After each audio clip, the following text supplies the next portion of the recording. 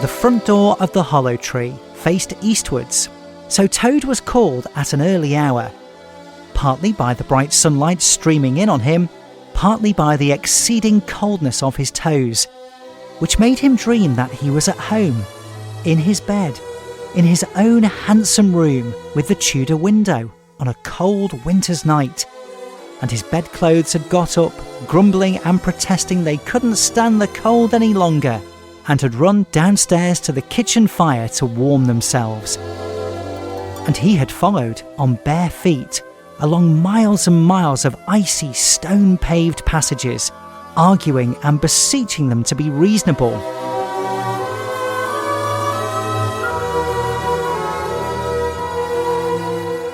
He would probably have been aroused much earlier, had he not slept for some weeks on straw over stone flags, and almost forgotten the friendly feeling of thick blankets pulled well up around the chin.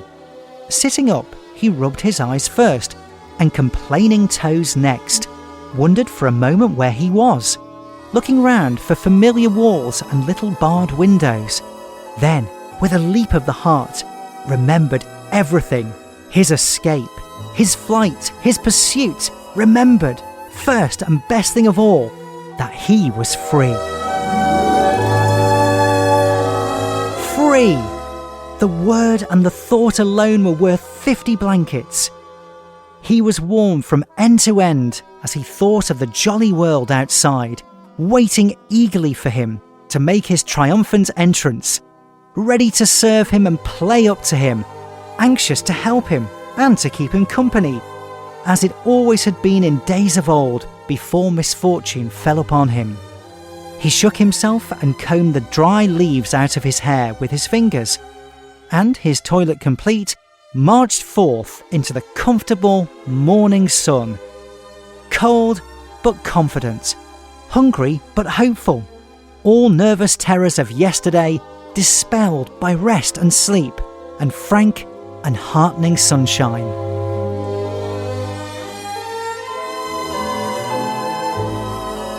He had the world all to himself that early summer morning. The dewy woodland, as he threaded it, was solitary and still. The green fields that succeeded the trees were his own, to do as he liked with.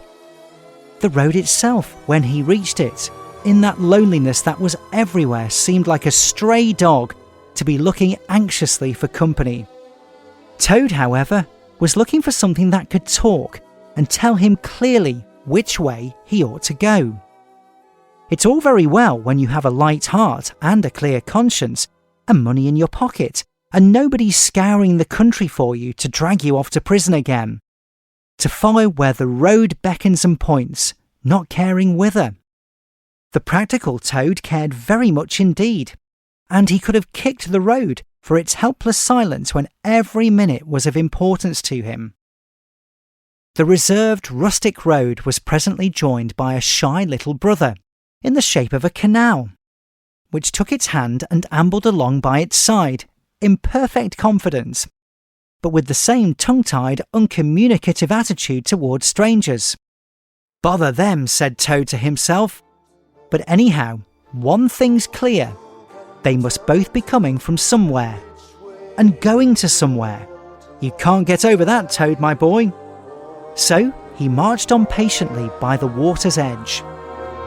When did the willows take me there? Round a bend in the canal came plodding a solitary horse, stooping forward as if in anxious thought. From rope traces attached to his collar stretched a long line, taut but dipping with his stride, the further part of it dripping pearly drops. Toad let the horse pass, and stood waiting for where the fates were sending him. With the pleasant swirl of a quiet water at its blunt bow, the barge slid up alongside him, its gaily painted gunwale level with the towpath. Its sole occupant, a big stout woman, wearing a linen sun bonnet, one brawny arm laid along the tiller. "A nice morning, ma'am," she remarked to Toad as she drew up level with him. "I dare say it is, ma'am," responded Toad politely, as he walked up along the towpath abreast of her. Wind in